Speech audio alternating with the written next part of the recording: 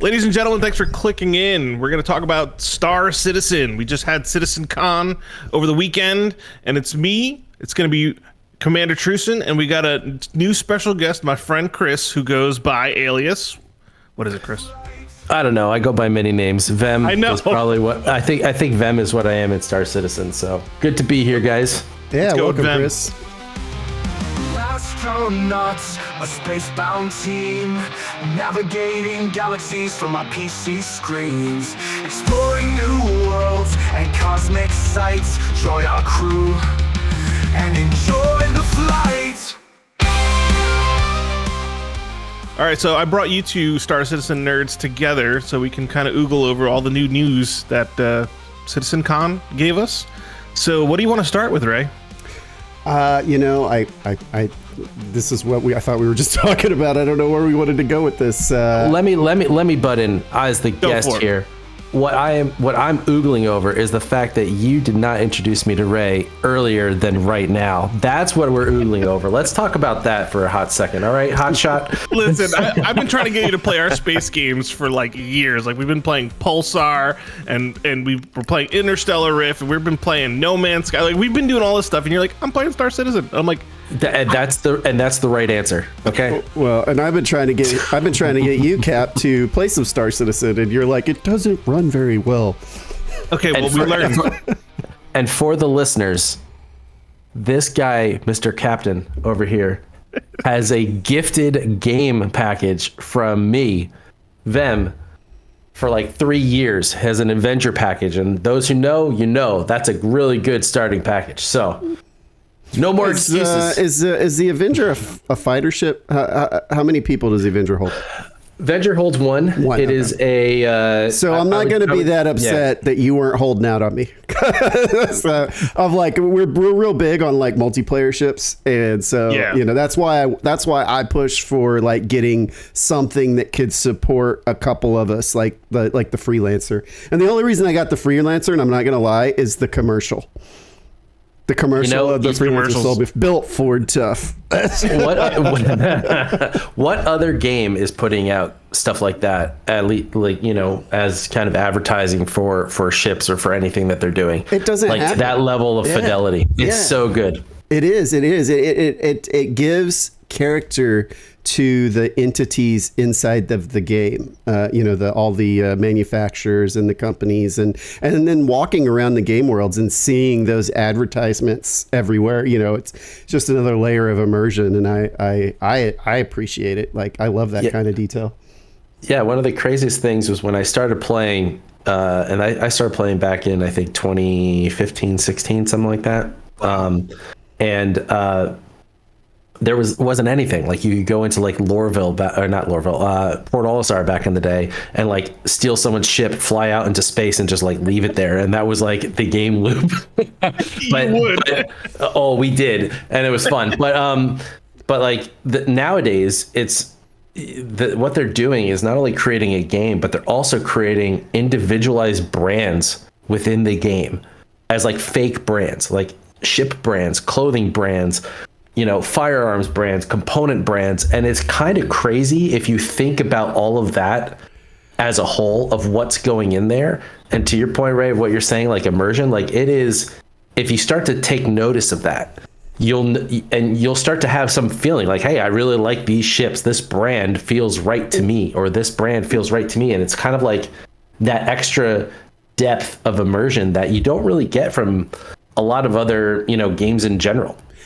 And here's a really one of the questions I had after watching the CitizenCon that came up was, so they put all this effort into ship manufacturers and arms manufacturers and armor manufacturers, but then they introduced us to player crafting, and players are going to be able to craft these items. To me, we shouldn't be able to craft the same items as a manufacturer, because, you know, if I craft this manufacturer's weapon, the manufacturer didn't craft the weapon, the player craft. How does that set the player apart from the manufacturer? Do you know what I'm saying? I'm a little concerned about that connection there. I think that's a fair point. I mean, one of the things that I thought was interesting was that you can create like a Crusader C1, right? You know, as a ship. And instead of just having to go and get it from that manufacturer or that system where that exists, where that manufacturer sells it. But I think that there is something interesting to be said of manufacturers licensing out their blueprints, you know, That's what I was gonna say. to a certain level of organization. Like you get to that like reputation with that manufacturer, and then maybe I don't know how they're going to work all the like intricacies and answer that question, to be fair, but I did think like when they talked about that little loop of, you know, if you want to do this and you want to build this thing, then you have to gain enough reputation in that space with those, what do they call them? Organizations. The factions. Factions. Thank you. And then if you get a certain level, then you have access to be able to purchase that blueprint to then craft that thing. Now, to your point, what's better or worse? Like if you go straight to the source and just buy it, or maybe you don't even have access to buy it. Maybe they take it out of shops and it's up to the players to craft those items of those specific brands for you to access. So there's a lot of like nebulousness around it, but I think it's an interesting direction. It does make a lot of sense, though, that like if you build enough rep, you're essentially like an employee of the faction. So why wouldn't you be able to make the items? But I feel like there's a huge missed opportunity with blueprints, and I say that coming out of EVE Online as a player and how they handled blueprints, and they made it an entire game loop in and of itself as like a research or science, and you create modified versions of the blueprint and you sell those to manufacturers who then find the resources and make the items. And the way that my understanding of Star Citizen is, once you learn a blueprint, you just know it. And then you can make tier 1, 2, 3 version of item based on the materials you put in. And I almost feel like it would have made the game a lot more deep and better for explorers and researchers, and adding extra game loops and layers there if they had gone with the kind of an EVE system, in that your researchers create copies of the blueprints, and the blueprints are what make it a tier 1, 2, or 3, and you sell X number of runs of that blueprints to manufacturers. And yeah, maybe there's a core blueprint that you learn, and once you know it, you can just make copies of it. But that's a game loop and a whole nother job in and of itself, is making copies of blueprint runs, and then it's up to the manufacturers to go find the resources and create the production facilities to produce those. Trusin loves automation, so you're already building a factory in this universe, aren't you? I'm thinking about it in my head. Yeah, I know you are. I have a noob question for you guys, since I'm like the outlier. But is there like a fabricator in this game, almost like a material printer? But you've got multiple types of fabricators. Thank you. My understanding is you'll have a biologics, and then and then you'll have 3 different. I think they said 3 different sizes of fabricators. Is that, Chris? Do you remember? Technically 4. There's the little cart. There's the Argo pickup truck. There's the Star Lancer builder. Well, now that's for building. That's for building, but for crafting specifically, like to make a weapon. I know that I thought I heard them say they had a biologics, and I thought I heard them say they had a small fabricator for making like weapons and whatnot, and then maybe it was the bigger fabricator for buildings, which is usually built into like your trucks, your ships, and that one they have like 3 or 4 different sizes. I think they have 3 sizes, right? You have a small, a medium, and a large, and not extra large. Not included. Yeah, extra large is the station. Yeah, is the station. Is that right, or is that we should talk about, because that thing is insane. I mean, I'd love to show the base building stuff that we saw, and I mean, I know we're doing the podcast thing, so might not be the best time to show it, but we've got the footage that they showed, which means to me they're a lot farther along than they usually are when they announce this kind of stuff, because typically at CitizenCon they announce this stuff and they might show something, but it's this stuff. What they showed us at the most recent one is all gray boxed, which means it's not that far from going into testing. I think the intent from what they've shown today or this past weekend is the vast majority of what the demos were will be out by the end of next year or early 2026. He did say, and I mean, I always take whatever time they give. I say add 2 to 5 years to it. But I mean, Star Citizen 1.0 is definitely more than 2 he years did away. say with the stuff that we've seen at CitizenCon, Chris Roberts said 12 to 18 months is the time frame he gave for the stuff we saw. So I don't know. Take it for what it is. I'm still thinking add 2 years at least to that, but I'm hoping I'm wrong. But I'm still I'm excited for 4.0 myself. 4.0 Pyro, being able to actually share the universe on a much larger scale. That's going to be huge for me. Well, I think that some of the things that I think that they've done from when I started to bother Jay about this game is salvage is introduced. That's a big game loop, right? Engineering, tier 0, which tier 0 essentially means like their very first iteration of engineering. That's in the game. Is that already in on? I'm pretty sure, or it's coming by the end of the season. It was in what do they call it? Where it's like the they did one of the spotlights where it was an Arena Commander. Yeah, it's in Arena Commander, and I did try it out in Arena Commander, and there's a lot that I'm concerned about with it, but I did love a lot of it. I mean, the power management system, the repair stuff. The fact though that everything is done with a little gun concerns me. I do think I'm hoping they evolve that down the road, but so essentially what they're committed to is like engineering at tier 0 is 4.0, Alpha 4.0, which means Alpha 4.0 should be the patch that comes for the IAE Expo at the end in November. IAE is Intergalactic Aerospace Expo, where everything that they all the ships, all the bells and whistles, it's a big patch, end of the year patch. The Polaris will be flyable. The Star Lancer will be in the game and flyable. There's a lot of other things that come out and surprises during that time frame.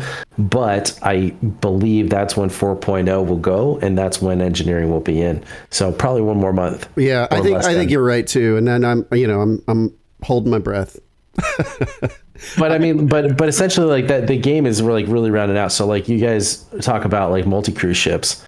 Right, like before, like one of the best multi-crew experiences I've had to date has been doing an ERT bounty, and this is kind of before they hotfixed a little bit of this stuff. Doing an ERT bounty, so having a few friends in fighter ships to take out the big ships, and then literally rolling in with 1 or 2 cargo haulers and salvage ships to strip the ships that we just destroyed, take their cargo, and then go sell those cargo pieces. But the thing is that you wanted to get what you're really searching for is the holy grail of like the Weevil eggs, which are a contraband item in the verse. So you can't sell them at normal places. So you have to go to these PvP areas to sell them. And we had some PvP encounters where we're trying to dump all our ships. So not only are you doing this full loop of going in, doing this bounty hunt, stripping all of the content and contraband off of those ships, doing cargo runs to these locations, and then hopefully trying to sell it before other people are trying to take it from you, or that you have to maybe potentially take it from them. So right. like Space of Thieves. Sea of Thieves, yeah. Space of Thieves. It really is. Like if you look at Star Citizen as akin to Sea of Thieves, I think that's probably the closest thing to what the game is, right? Like I said before, like what you put into the game is what you get out of it. If you like flying around, like one of the best things I like to do is I like to low fly. So I'll get into Gladius, which is a small light fighter ship, fly to a moon, and just try to navigate the terrain as low as I can be, but as fast as I can go. And therefore you're Maverick over here. Yeah. I mean, like you get this immersive experience of piloting this craft while you're looking at all these cool landscapes. And then do you blow up? Yeah, sure you blow up. Now, Death of a Spaceman is its own thing, and you probably won't be able to be incentivized to do that kind of stuff anymore. But well, that's not true, because they have the Intergalactic Sports Federation. So I'm sure some of those race tracks will involve racing. Racing is stuff, different. Yeah, for sure.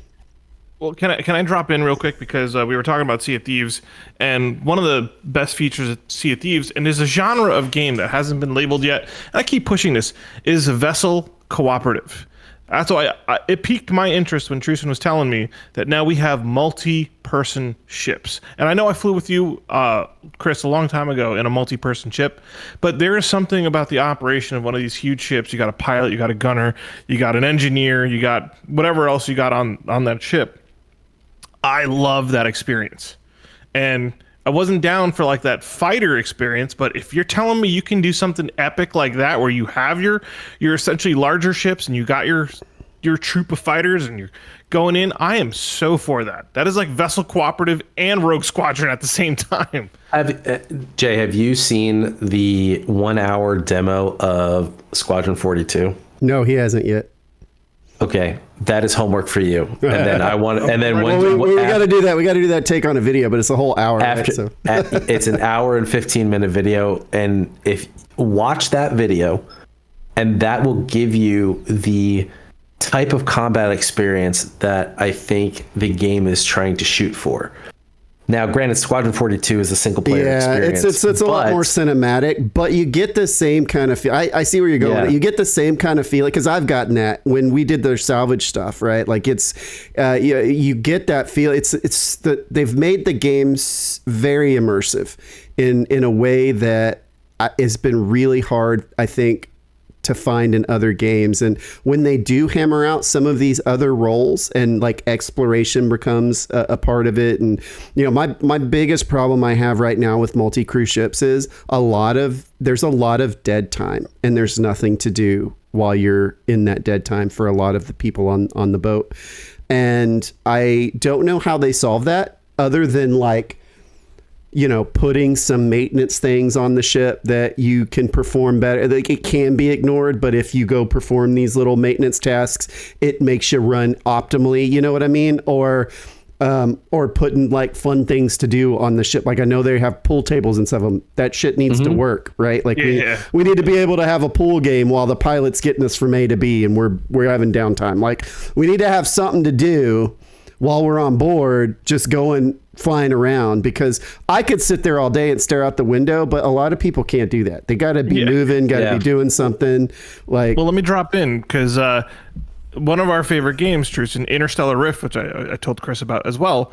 Interstellar Rift almost had it perfect by accident because I would fly somewhere, and in the middle of me flying somewhere, you're processing our materials and the scrap, and you're trying to put it away and refine it or whatever the case may be. And then Callie, she would be going over to the science thing and trying to figure out what else that we just picked up and upgrading aspects of the ship.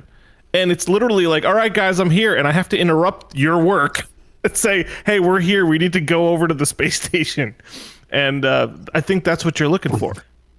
I think I hear what you guys are saying, because they're like especially when they were talking about how Pyro is like twice as large as Stanton. So Stanton, for those of you who don't know, is the name of the system of planets that exist right now in the game. Pyro is is the system that's going to be introduced in 4.0.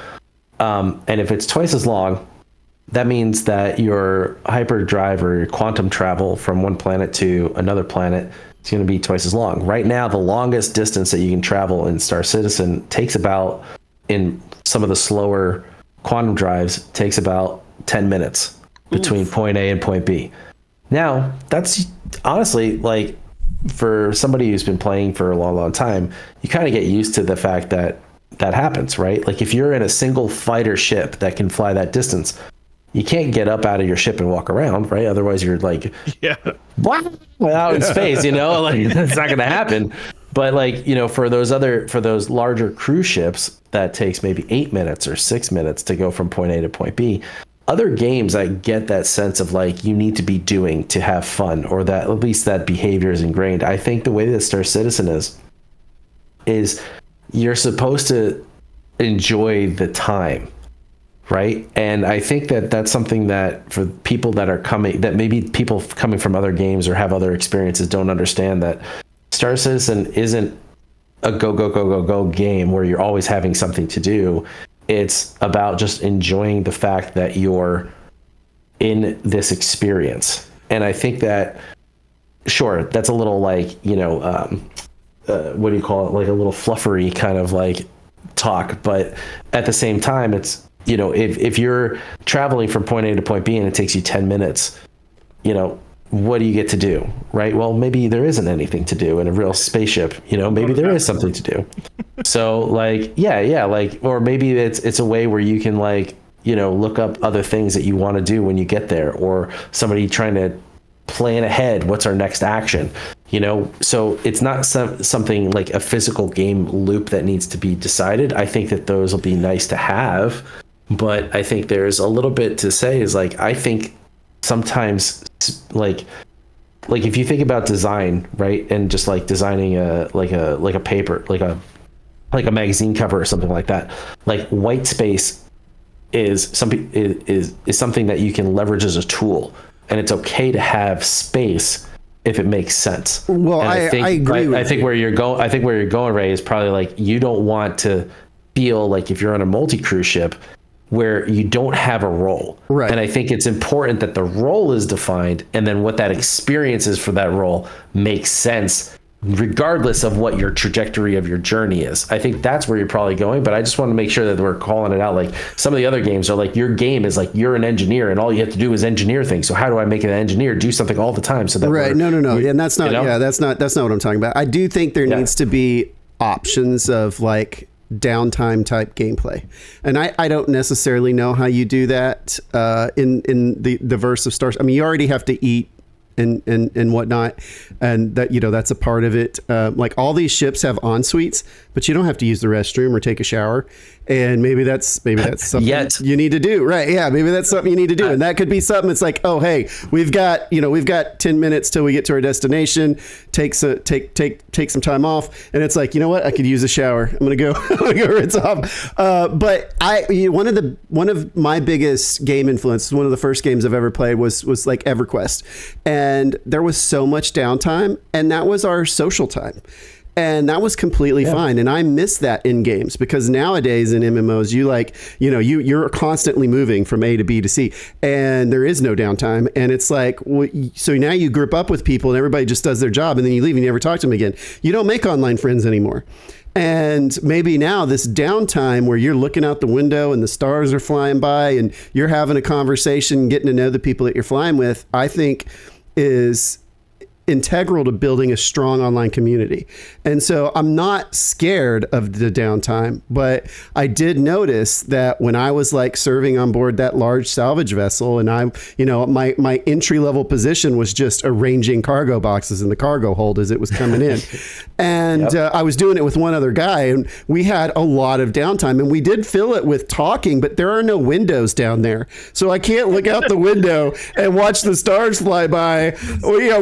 We're crawling around on the floor, like having a little powwow, like doing stupid stuff. And I'm like, okay, there does need to be something. Like should have had to go to the mess hall and do something like, hey, we're going to make dinner for everybody. I don't know. There needed to be something a little bit more to fill some downtime, and it's got to be stuff that's optional to a degree, right? It doesn't need to be or have to be stuff that you have to do for maintenance on like it just needs to be, hey, you could do this, that you could prep the cargo hold for doing this, or prep the claw could use some maintenance work so it works faster when we get to where we're going, or you don't have to do it. It's still going to work fine if we don't do it, but if you go do it, we might be a little bit more efficient when we get to where we're going, stuff like that. Or like hey, you've unloaded all the stuff we've refined.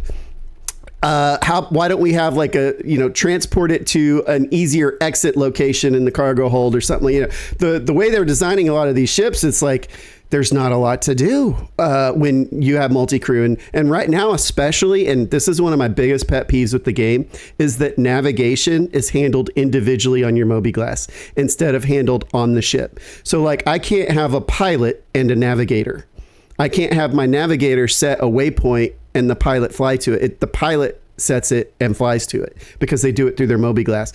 I feel like navigation needs to be tied to the ship. I think that's a strong thing to say for sure. I would agree with you. I think Chris Roberts even says something about how the hologram maps are going to be functional by the time base building comes out. So that is something. So for example, hologram from I think I might not represent this properly across the ships that exist with them, but the Carrick, Anvil Carrick, has a hologram map, and I think the other one is the Polaris that's coming out. Also has a hologram map that is designated locations of how you set your waypoints and stuff like that. So allegedly, based off of what Chris said during CitizenCon this year, is that functionality is being built. So I'm hoping that, because I agree with you, I think that is a little weird because up till now, like I would have like if I have multi-crew, like if I have another friend flying around with me and I'm like, hey, can you set this up? Oh, can you do this? And they have to do it through their mobi-glass, but maybe I don't get visibility of that waypoint, so it's a little clunky in that faction, but I totally agree with you on the navigation part for sure. But I think this is a great transition into, let's talk about the Star Lancer, because we're talking about multi-crew activities. I have a lot of feelings on the Star Lancer, and being that you're a freelancer person, which is shocking to me, I'll just say that. So I might have a bias against the freelancers lineup, but I'm curious to get your initial take on the Star Lancer, and then I'll share mine on top of that. Okay, so and I'm and I know a lot of people diss on that, and what I like about the ship, and I don't min max. I play strictly for what's going to make me feel the most immersed in the world, in the galaxy, in the universe. I like ships that have multiple kind of multiple purpose roles. When I saw the freelancer, it was like, hey, this is a ship I can fly by myself or bring a couple of friends. I can haul a couple of boxes, and it seems decent in a fight. Not great, but decent. Like I could defend myself, right? Now, of course, come to find out, those whole auto turret things that stick out and shoot people to the sides, that doesn't work. That's fine, whatever. It's still got a turret on it, and I can fly it around, and so I like it. To me, it's sleek. It fits my play style, and the Star Lancer is just a bigger version of the Freelancer in my mind that you can live on, because the Freelancer is very cramped. I would not want to. It's got 4 bunks in it, but I feel like having 4 people on that ship would be very claustrophobic. Yeah, I would agree. So here's my thoughts on the Freelancer. The Freelancer, because I had a Freelancer Dur, which is has the larger quantum drive, or the exploration model of the ship, and that was my second big ship that I bought. At the time, I thought it was a big ship, but the second big one I had, and I really liked it until I flew other ships that did the same thing that it does, but better. So, for example, the reason that I'm not a big fan of the Freelancer, sorry, not the Star Lancer, the Freelancer, is because of a few things. One is that its firepower is okay, but to get your guns on target, has very slow turning. It's very slow and lethargic. It's like a big floating dildo that just doesn't do very much. Well, it's supposed to have those automated turrets that come out and can point in any direction, right? That's in the ad, but that's never made it into the game, and I don't think it's ever gonna make it into the game. Yeah, the whole little like, hey, they can fly off and shoot at 90 degrees from where you're directing is, I don't know how they're gonna do that. I know that that's in the ad for sure, but that's, I can't say one thing or another about that. But what I can say is like how the Freelancer is right now and how it has been is that it just doesn't feel like, I guarantee you, right? If you traded that in for a Zeus class ship or a C1, or even go a little bit more to like, gosh, what are the other multi-crew ones that you might enjoy? Maybe like one of the origin ships or something like that, where you get those are too sleek. Those are too preppy for me. Like I'm a rough. Sure. Oh, totally fair. Or like a Drake, like you can, or get like a Drake Cutlass and get like a fighter craft for the cost of what the Freelancer is. Maybe. I love the MISC. I love the MISC style. The design look of the MISC. It I don't know. It feels real good to me. But that's the beauty about the game, right? Like you like that's totally fair. And totally I do fair. get it. It does handle like a freaking truck. And when you flew it, did you fly it by yourself? Flew it by myself. Flew it with other people. Okay, so I threw a guy. Yeah. I threw a guy in the turret, and we didn't have any problem taking things down. Now, if I'm flying alone, yeah, it's really hard to keep somebody in my sights, especially if they're in a smaller, faster ship. And I think that's by design. I don't think it's supposed to. It's a small hauler. Yes, it is definitely a small hauler. The goal of it is to run from fights and not to have a fight, for sure. I would say that, like, I don't know, but anyway. So Freelancer, surprised that I get why you like it, and if you like the aesthetic of it, totally cool. Like I don't think it's a bad looking ship, but at the end of the day, it is what it is for me. I think the Star Lancer, especially the tack, because I actually like the tack, because you can launch the fighter at the top. Oh yeah. Oh, I already. Yeah. It's in my hangar right now. I already bought it. So like the Star Lancer tack and the Star Lancer Max are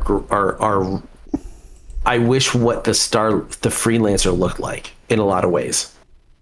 Like I get that it's a tier up, right? I get it's a tier up, and it's a bigger ship for that kind of stuff. But the Freelancer is almost, when you actually compare it to like what you're able to get done in the verse with how some of the other ships that are comparable to what the Freelancer offers, the Freelancer falls short on all the metrics. Right. The only thing that it has for itself is the Freelancer Max at that price point for cargo.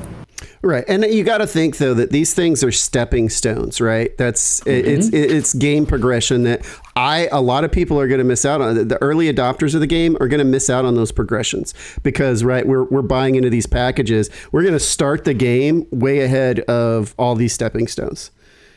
And let me ask you this, because I had so when they were talking about kind of like the future of the verse and stuff like that, and how the progression and all this other stuff, I really think that it's not going to matter in a certain way, because you might not actually have access to do things based off of the faction that you're representing, because you're not at that reputation level tier to take full advantage of the ships that you have, if that makes sense. Oh yeah, so that was my take. So I was like, oh, it's great. I have a Polaris. What the hell am I going to do with that if I can't do any missions because I don't have the reputation yet? So you still have to go through that level, but it's great that I have the ship, because, why wouldn't you have a Polaris? Because it's fucking awesome. But, well, you got to crew it. That's why I wouldn't have it, is because, I'm already getting like recruitment invites to like go be the engineer on Polarises. And it's kind of like, so to me, that says, okay, you're struggling to find people to man your ship that you bought. Well, but what they're also going to add into the game too is that you're going to be able to hire NPCs to do the roles. So yeah, how that's going to work? Sure, I get it, but ideally, is it should not, in my world, it should never be as good as the player. The AI should be manageable, but it should never be as good as players. Otherwise, what's the point of having multi-crew ships? You might as well just, and a guy that I used to play games with, Buzzcut Psycho. I don't know if you've ever heard of him. He did a lot of military style games. So like played PlanetSide. He even did a stint in Dayak. That's where I met him, Dark Age Camelot. And his whole thing was collecting a massive group of numbers and dominating a battlefield.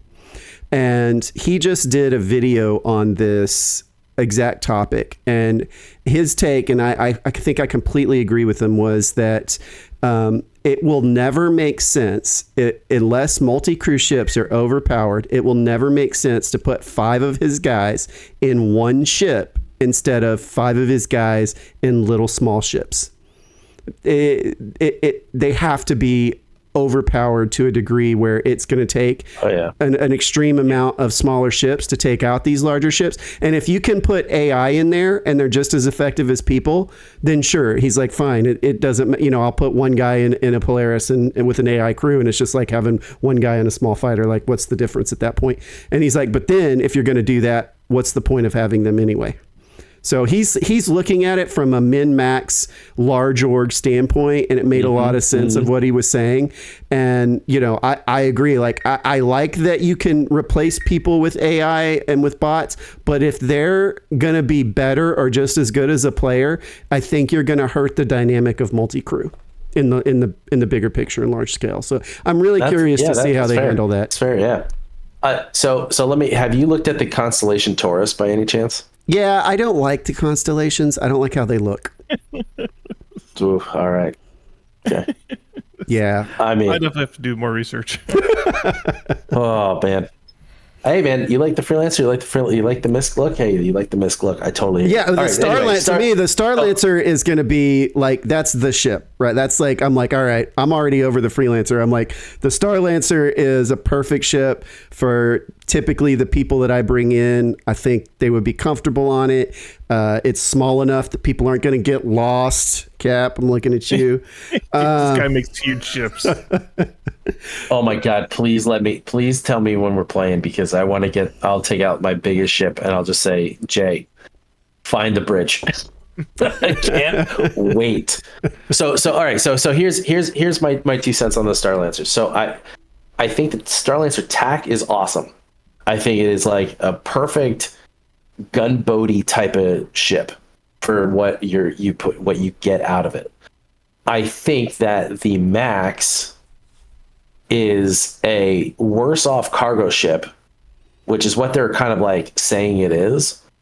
I think because its primary use though is really the build version, right? Like it's a lightweight base building ship.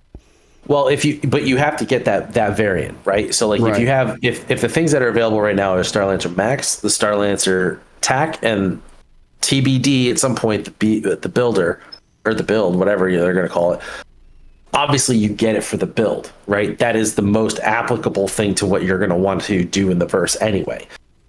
For what we have right now, if I evaluate and say, okay, TAC, love it as a combat ship. I feel like it's a really cool multi-crew, multifaceted opportunity for like ground, air kind of stuff. I think it fits its role pretty good. I think the Max is kind of like the Corsair, but I don't know how, like I'm a cargo guy. I love hauling. Hauling is so much fun to me. Like just getting in, putting a bunch of shit on, go travel, make a lot of money, and then fight your way to get materials, put it on, go do rinse repeat. I love it. Now, the thing with where the Max sits, to me, it doesn't necessarily it's a cheaper price point. So let's get that out of the way. If I'm just looking ship to ship, not talking about cost. But from what its role is, I would just go on a C2 anywhere. All right. So here's something that you really have to consider too, though, is engineering. And how many systems are these going to have in play? How complicated are these different ships going to have different engineering systems? What's it going to take to operate those, man those? Is that C2 going to be more complex or complicated than a Starlancer? And so there might be some trade-offs there, right? In that, okay, yeah, it may not be as good of a cargo hauler, but it may be more manageable for smaller crews. Or it may be that the Starlancer, because MISC is generally known for stronger armor, right? It can take more of a punch than other ships, right? So those are the trade-offs that I think they're building into this, and a lot of that's not really in yet. Right. So my count. So the way that I would say is like anything that I'm talking about ships is going to be like right now and within the next 6 months kind of vibe. Because so back in the day, I got a Caterpillar. The Caterpillar was like the creme de la creme cargo ship. You got to like you make hand over fist money going from like I think I was doing titanium runs out to Area 18. Vibes and stuff like that, which was fantastic. And and that was when, like, if you 30K'd, you lost all the investment and you had to start hauling from scratch. But anyway, and then the C2 came out, and then there hasn't really been something that, especially with those of us who have a lot of capital, and by that I mean like just a lot of in-game credits. I can easily, like, it doesn't make sense to fly a C2 unless you can fill up a C2. So if I'm hauling, which is usually what I want to do that game loop for, I'm going to use the C2. If I'm going to do like exploring or like fighting, I have my specific ships for that. I don't know where the Starlancer Max fits in that role. Maybe it's really good, to your point. Maybe once the armor edition, maybe the engineering edition gets more mature, then all of a sudden, oh yeah, the Starlancer Max, that's fucking, that's the bee's knees for that specific type of If you're going to be delivering goods to a new pyro base, you might want something a little bit more durable. Yeah, no, that's fair. Those are fair points. From where I'm standing right now, it's hard to kind of like balance what do I get out of it for what I put it, like, compared to the other things that I have in my fleet. I look at it and I'm just like, ooh, I like how that looks. Hey, hey, dude, I've done. Oh my god, you want to talk about like bonerific kind of ships, like the Crusaders. Like when Crusader came out with like just their look, the Ares looks, the C2s, the C1, E1, A1. Like their look, just massive hard on. Love also the RSI ships. I have a Polaris and I have a Perseus. And for those of you who don't know, they're very big multi-crew ships. I have a Galaxy. Like, I love the look of like this, the angular kind of like aggressive look of them. I had a Scorpius, I just melted it. But anyway, I love the aesthetic, the style. Like, I've bought ships that are just like, hey, that looks effing cool, and I want to fly it. And then I'll fly it, and I'll be like, okay. And then I'll melt it, and I'll just repurpose those credits for. We've been sitting here talking about it, and I'm like, Cap has no vision at all of anything that we're talking about. No. So I was like, hey, I'll pull up at least something to show. So like when we're talking about this stuff, like I can kind of pinpoint what you're talking about. Thank you. Yeah. We talked about earlier the constellation. So like this right here is what the constellation. Yeah. So Constellation Aquila, that is your essentially your gunboat variant of that ship. Yeah, Constellation Phoenix would be, Andromeda is more of the. Sorry, I apologize. The Andromeda is the gunboat. The Aquila is the exploration. Explorer, yeah. So I mean, and this is just a top-down view, but it gives you some kind of idea of what we're talking about. So it's And I just love the conversation, guys. Like I don't know too much, but what I do love is that you guys sound like car guys, but you're spaceship guys. Well, you look at this. I think these are all ones in the game right now, right? Or no? No. That's everything that's been, I think, announced. So. I have a lot of these. Where's the what brand? That's what I'm trying to just go to RSI. Oh, yes, RSI top. Yeah. So like the Polaris is that one at the you're in Drake, but I have the Corsair. Oh, I'm in Drake. I thought this was Polaris. That's RSI. RSI. Yeah, go RSI. Yeah. Oh, I wasn't over. There we go. Yeah. Okay. I just want J. I want J to C. So Perseus is what I have a Perseus. And that is. I have it. It's right there.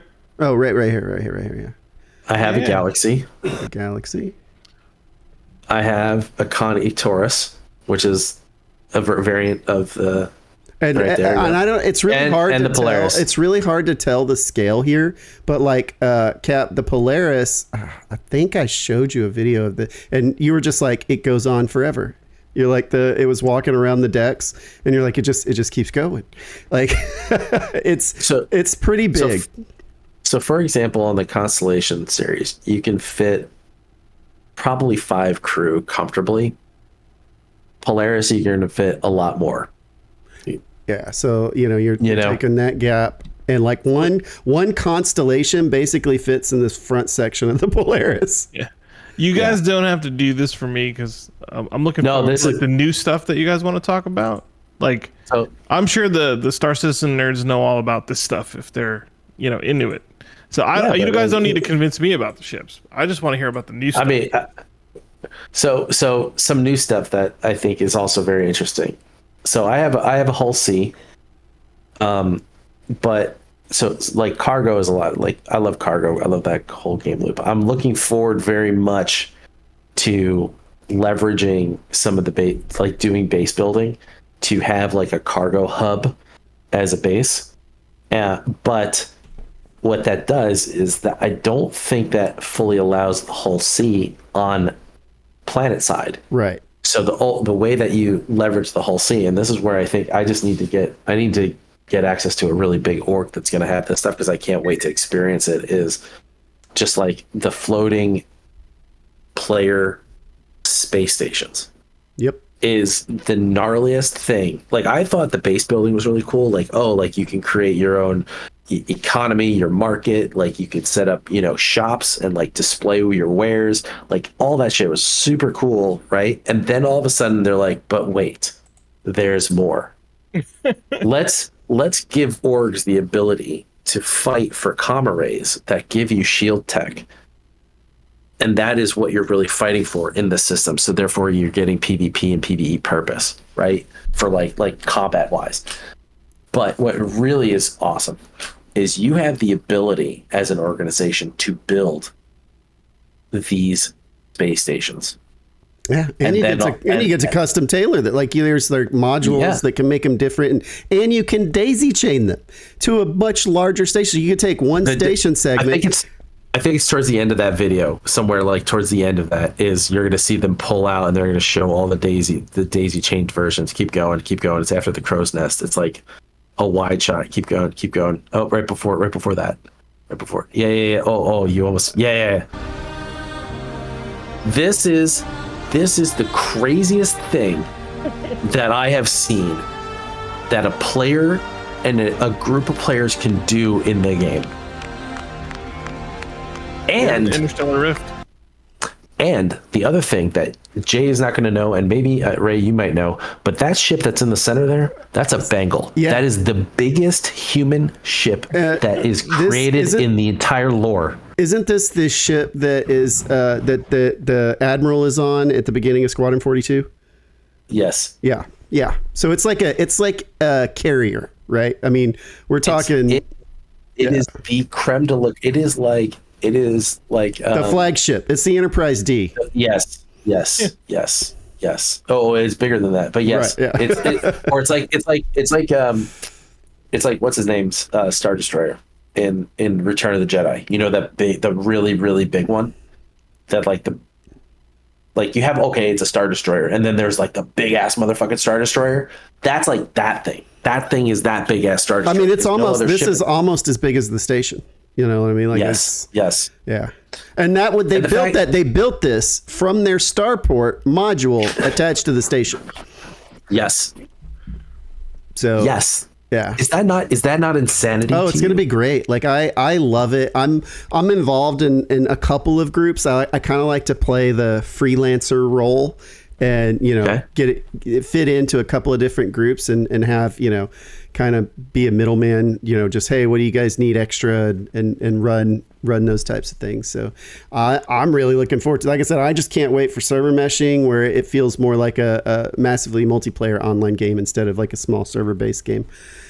I would love Jay's reaction to this. Jay, this is your first, have you watched this? Have you seen this? No. This is your first time seeing this? Yeah, but like, again, I haven't actually experienced like a lot of the virtual space in the game to understand and appreciate what's going on here. I know it's big. I heard the crowd cheer. I think anytime players can architect something that actually turns into like a monument within a game that's persistent is incredible. And like, I keep going to my own experience like an Interstellar Rift, but you can make space stations in Interstellar Rift and it's consistent. So if you visit that system and somebody made something incredible, you can walk it. And so this is the same reaction. Like you can actually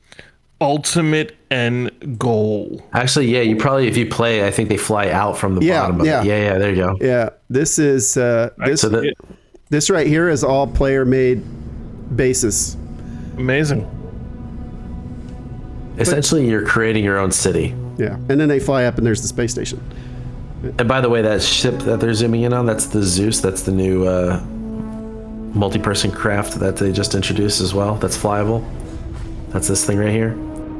Is up for 3 to 4 crew members.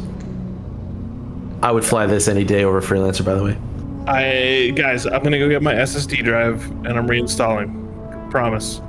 The crazy thing, Jay, is that all what you're seeing right now is an engine. That's not a cutscene, dude. I get it. Yeah. They've got some great tech. I mean, like me and Trusin were talking about the Star Engine and how like this is just, you know, the Robert Space Industry. This is Star Citizen. But with that Star Engine, like the other kind of space games that'll be able to pop out of it are just going to be incredible. Yeah, I'm pretty sure their plan is to license Star Engine once they get these games out and they kind of polish it up. They'll license it out to other game developers, and we'll see a lot of games using Star Engine technology. They'll just print money at that point. Right. I will invest my money into them. I mean, I've already invested my money into this thing, and it has been an incredible ride. Awesome. All right. Well, I love it, man. We got to get Jay in. We got to get Jay to fly in. I told you, I'm getting the SSD drive. I'm installing the game again. Now it's stable enough. Guys, the only reason I haven't been playing is because I didn't know that my hard drive wasn't just keeping up. It just never worked right, even though I had like this monstrous machine. Now I get it. I'll be in there. I'll be flying with you guys. I'm looking forward to it. yeah, me too. One of the best experiences that I had in this game was really early on, and not like they had like some game loops in, but me and some of the guys, we all got in like little light fighters, and what we were doing is we were just flying around. I think we were flying around Yella, and we're coming across, like, we just kind of came across one of the mining areas where people were flying in and out, and people were like fighting there, and we're like, let's go, and we all just freaking like, and then this became this big space battle, and like they're flying in retaliators and shooting torpedoes at us, and we're like trying to defend somebody that we never even talked to before, and they might have been exploded on the ground, and we're just like, it's just like this random impromptu thing was just so fun and just exciting, because we were just like digging around, like how fast, like we were playing games of like follow the leader. How fast can you accelerate forward before that mountain, and are you going to crash or you're not going to crash? You're playing chicken, just like chicken with a mountain. Yeah, we were exactly. And then it turned into this crazy battle over the top of Yella's like in atmosphere over the top of Yella's one of mining attraction points, and it was great. It was such a good time, like very random. And then we also had another one where we were doing ground vehicles, and we just all brought out tanks. We were all driving Nova tanks as fast as we could in circles, and then all of a sudden somebody tried to shoot at us, and we all started shooting back at them on our little tank. It was like just some random stuff, but that's what makes the Star Citizen experience so good, is that when you have those moments with your friends that you've created and crafted, just like going back full circle with the idea of Sea of Thieves. Like Sea of Thieves, and at least it originally didn't have like a lot of story, didn't have progression, just kind of had like reps that you can go and find treasure, kill things, or trade things. But the experiences that you created because you're telling your own story with your friends while you're doing that is what makes Sea of Thieves so cool. And then it's the similar vibe in Star Citizen, where it's like you're just getting your boys together to do something. Let's go find out. Yeah, I just got to get my friends in it. I'm the only one. We're coming, man. Hey, we got the Astro-Nots. We're gonna have a lot more people interested in what we're doing. Hey, Ray.